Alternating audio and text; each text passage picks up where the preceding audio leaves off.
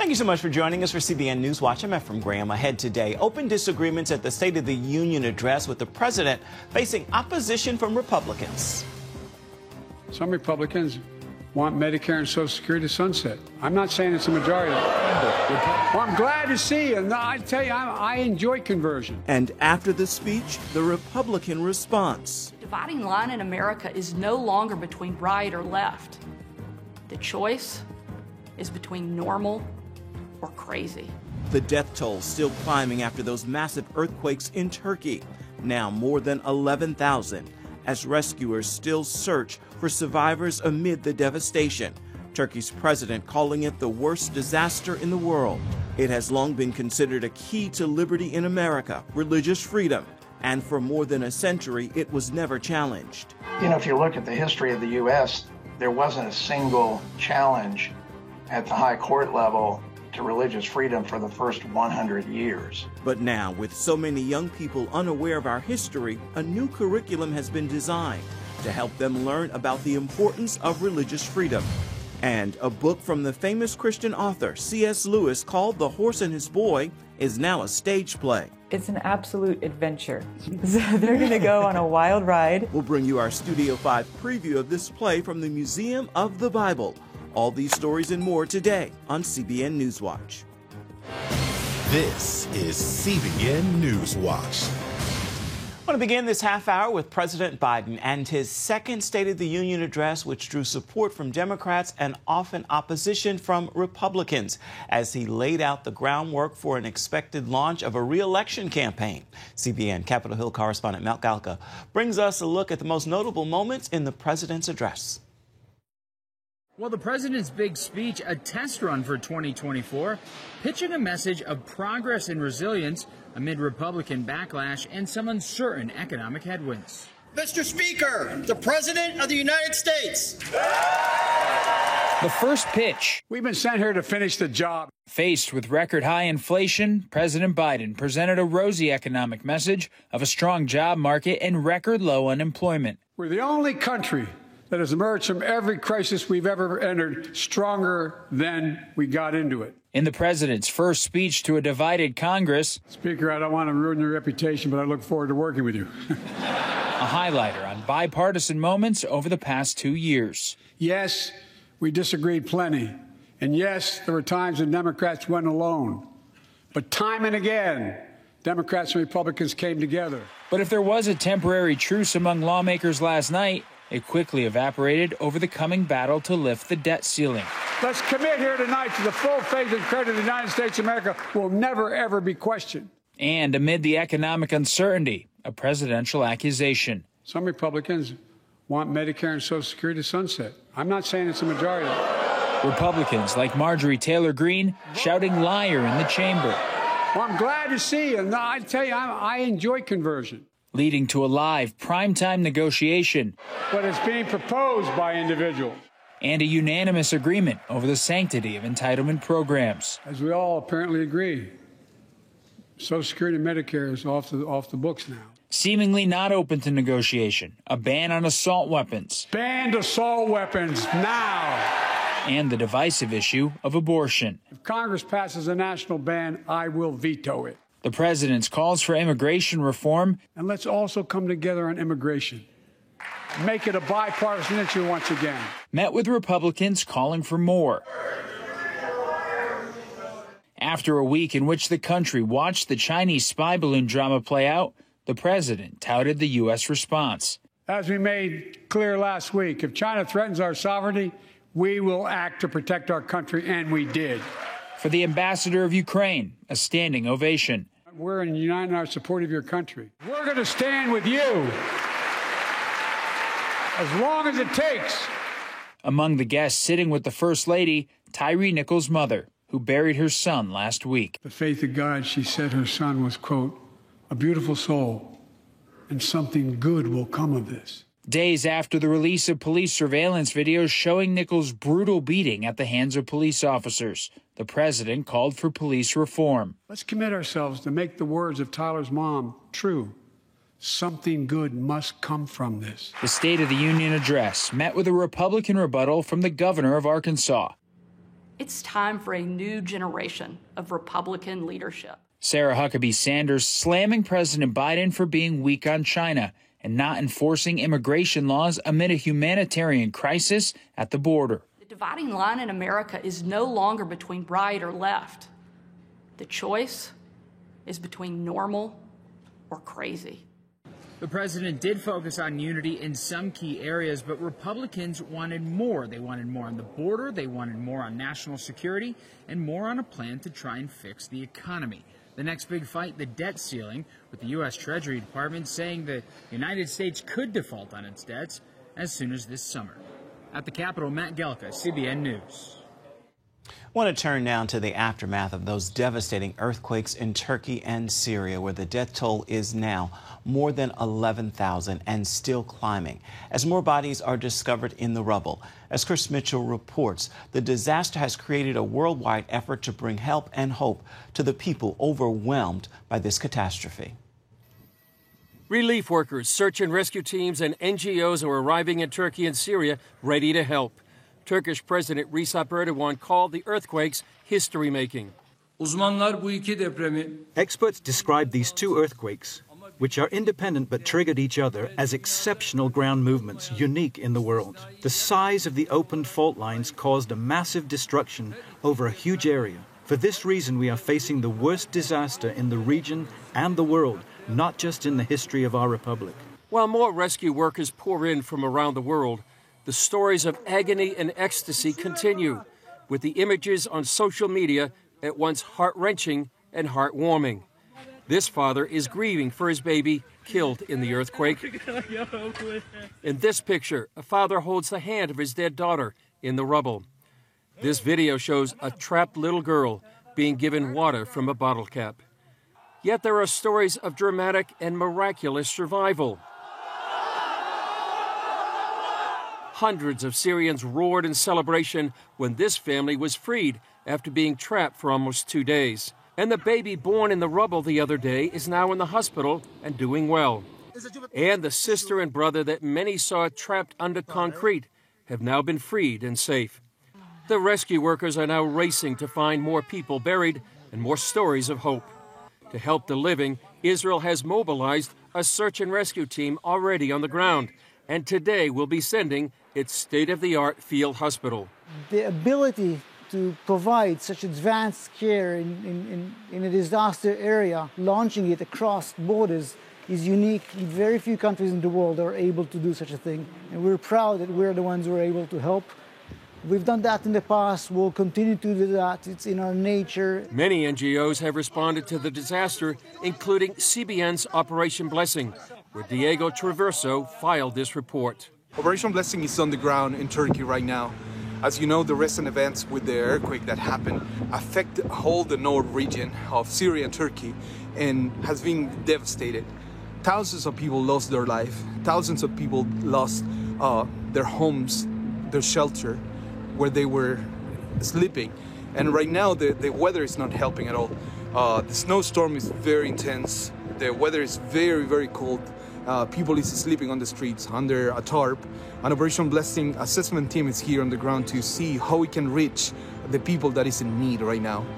Keep us in prayer. Keep Syria and Turkey in your prayers.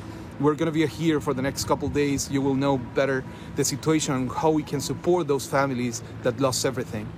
Thank you so much for your prayers and your support. Chris Mitchell, CBN News, Jerusalem.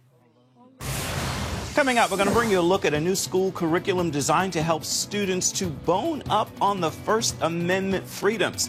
We're going to have that for you when we come back. Stay with us.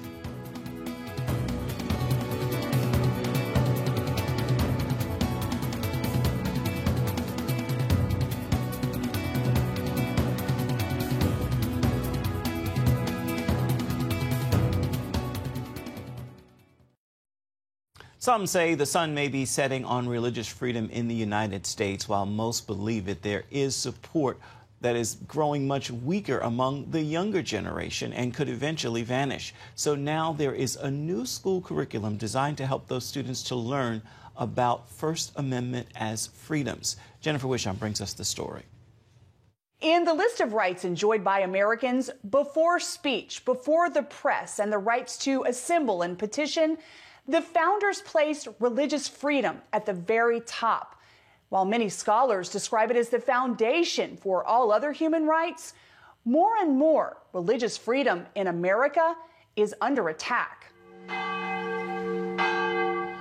You know, if you look at the history of the U.S., there wasn't a single challenge at the high court level to religious freedom for the first 100 years. Yet today, religious freedom is a regular topic at the high court. For the last few years, the Becket Fund for Religious Liberty has kept an index on American attitudes about this First Amendment protection. Most Americans they knew about the freedom of speech. That was popular. But less than half were familiar with the freedom of religion being protected in the First Amendment. So I think that shows there's a real opportunity for maybe education on that issue. And that's really where America's First Freedom curriculum plugs in. Once focused exclusively abroad, the Religious Freedom Institute now spends half its time promoting religious liberty here at home and sees educating students as key to maintaining strong protections. We want to provide a pathway that encourages them to be confident, to understand religious freedom, to talk about it, and to live out their faith in the public square. That's what our founders intended.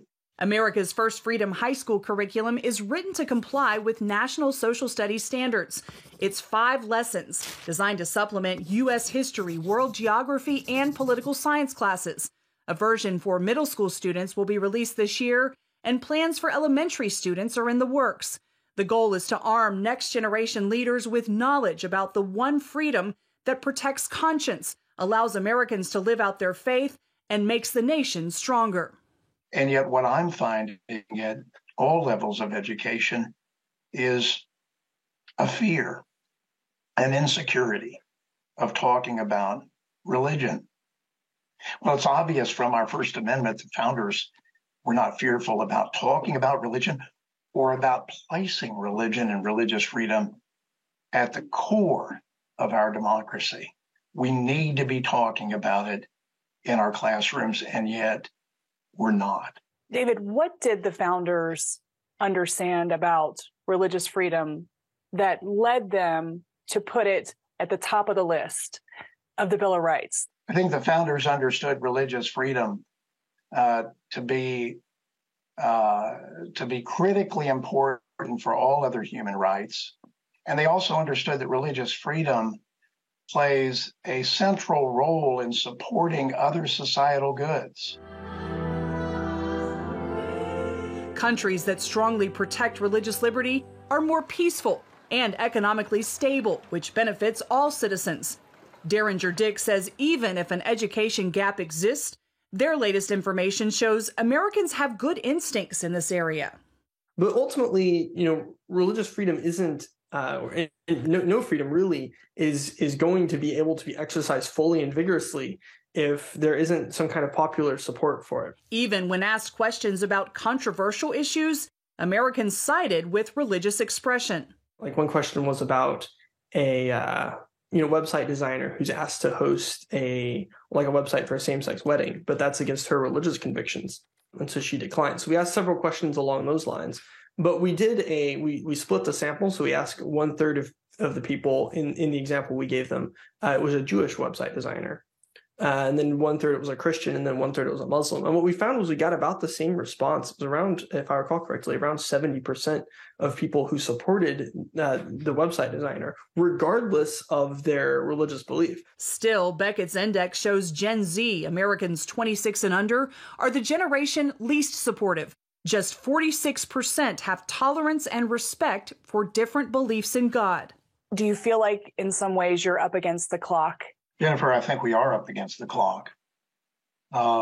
There seems to be a willful disregard of fundamental principles of our democracy, of fundamental principles of truth, and the critical role that religion and religious freedom play in society. If we lose religious freedom at home, if it's compromised at home, then we're certainly going to lose it around the world. Now the Religious Freedom Institute is working to expand its curriculum across the board into public, private, and home schools across the country. Jennifer Wishon, CBN News. Still ahead, a story from the famous Christian author C.S. Lewis is now on stage at the Museum of the Bible. We're going to bring you a preview from Studio 5 right after this.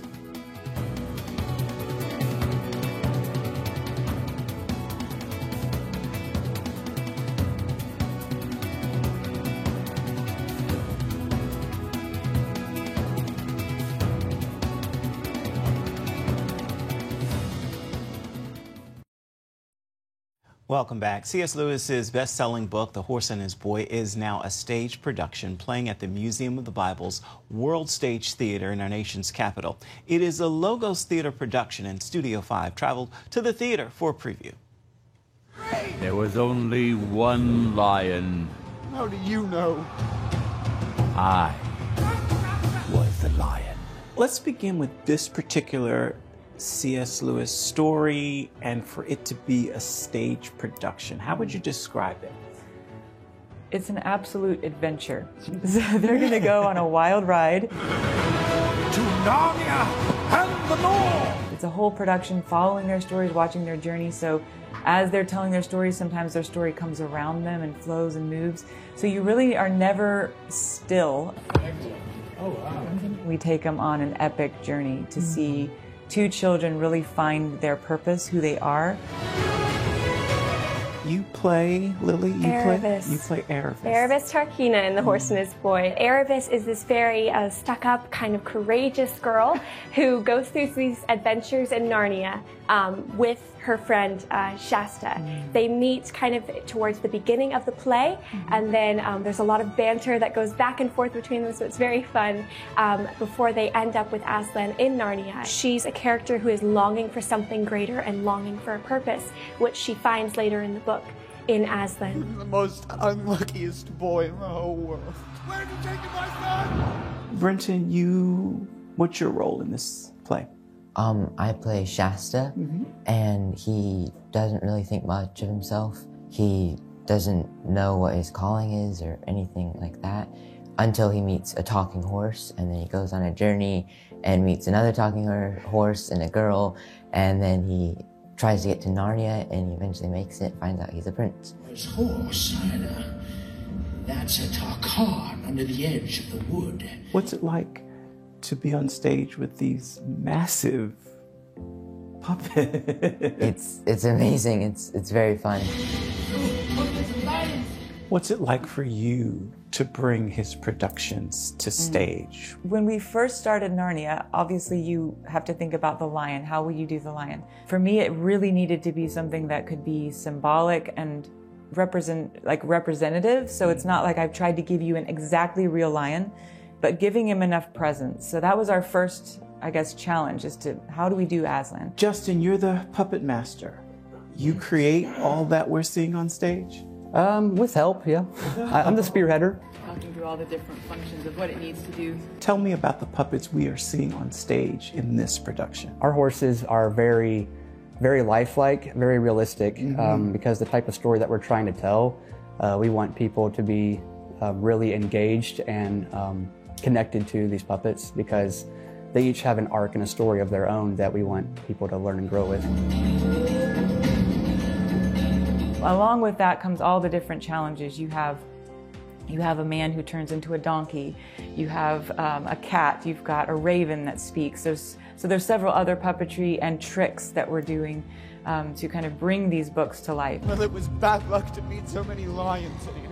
And then we'll meet some trees, walking trees, because it's fantasy, it's Narnia. Why not throw some walking trees in there? I do not call you unfortunate. Where would you say this story fits in the C.S. Lewis catalog? It's this really neat glimpse that Lewis gives us of the golden years in Narnia, when the High King Peter and Edmund and Susan and Lucy were in ruling and reigning. So we don't get a lot of that in the other Narnia books. It may not be as well known for many people, but once they read The Horse and His Boy, I think it quickly becomes one of their favorites. The Narnia books bring a burden, and it's not a bad burden, but it's a burden of excellence. And it's also a burden because what a legacy. what a legacy that Lewis has given us. But it's a blessing at the same time, because these books were written to bless people, to challenge people, to help people, to meet them in their need and take them to a conclusion that would be hope-filled. Even when you feel like there is no hope, you can find hope in Aslan, who is representative of God. The Horse and His Boy is playing right now at the Museum of the Bible's World Stage Theater. It is running through March 3rd. For more uplifting entertainment, be sure to join us for a special edition of Studio 5 tonight. Grammy winner Dante Bowe, singer Katie Nicole, and the $25 million movie man will all be joining us. You can catch Studio 5 on the CBN News Channel this evening at 8:30 Eastern. You can also find it on the CBN News app, or you can watch on YouTube. Stay with us. We'll be right back with an encouraging word for your day ahead. Your Wednesday Word's coming up. Stay with us. And welcome back to CBN NewsWatch. Time now for your Wednesday Word, and today's word is love. It is the greatest of gifts, and it's actually the exact opposite of fear. Let love fill your heart and watch fear disappear. It's what love does. God so loved the world, He gave His Son. There is actually no greater love. And that love, which is perfect love, is going to cast out all fear. Make love your language this day and watch fear disappear. Well, that is going to do it for this edition of CBN NewsWatch. Thank you so much for watching. I want to remind you, you can always find more of our news programs. You can find them on the CBN News Channel. You can find them there at any time. You can also find them online. That is cbnnews.com. We would love to know what you think about the stories you've seen here today or any day. You can do that by emailing us. The address is right there at the bottom of your screen, newswatch@cbn.com. We would love to hear from you. You can also reach out and touch us on Facebook, Twitter, and Instagram. Hope you'll join us again right here next time. I encourage you to make today a wonderful Wednesday and have yourself a wonderful rest of the week as well. Do that on purpose and with purpose. We'll see you back here same time tomorrow. Goodbye, everybody, and God bless.